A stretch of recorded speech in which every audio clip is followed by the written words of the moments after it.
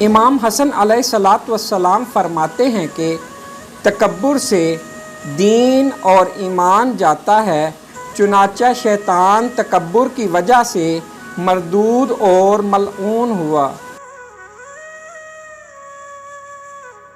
हज़रत इमाम हसन अलैहिस्सलातु वस्सलाम फरमाते हैं कि 3 बातें आदमी को हलाक करती हैं: हसद, हिरस और तकब्बुर।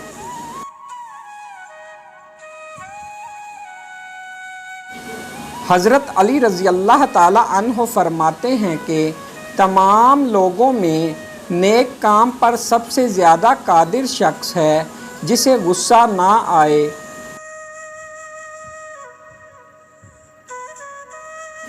हज़रत अली रज़ी अल्लाह ताला अन्हु फरमाते हैं कि गुस्सा भड़कती हुई आग है, जो पी गया इसने आग बुझाई, और जो ज़ब्त ना कर सका वो पहले खुद इसमें जलता है।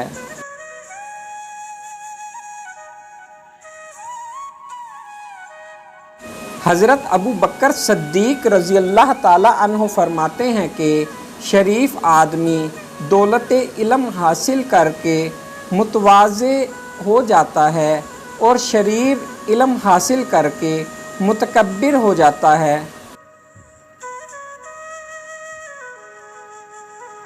हज़रत अबू बकर सिद्दीक़ रज़ी अल्लाह ताला अन्हु फरमाते हैं कि तकब्बुर करना अमीरों का बद है, मगर मोहताजों का बदतरीन है।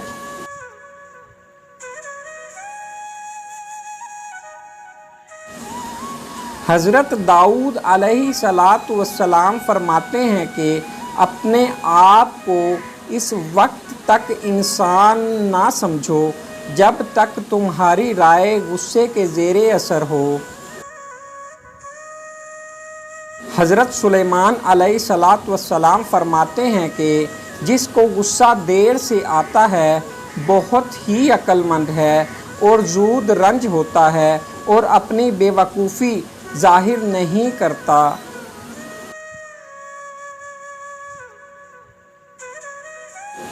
अबू दाऊद अलैहिस्सलातु वस्सलाम फरमाते हैं कि गुस्सा शैतानी असर का नतीजा है और शैतान आग से पैदा किया गया है और आग सिर्फ पानी से बुझती है।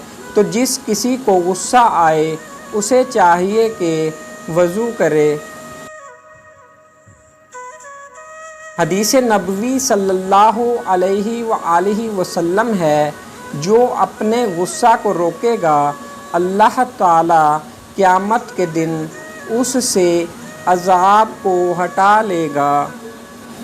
अबू दाऊद अलैहिस्सलातु वस्सलाम फरमाते हैं कि मुतकब्बिर आदमी जन्नत में दाखिल ना होगा और ना वो जो झूठी शेखी बिखारता है।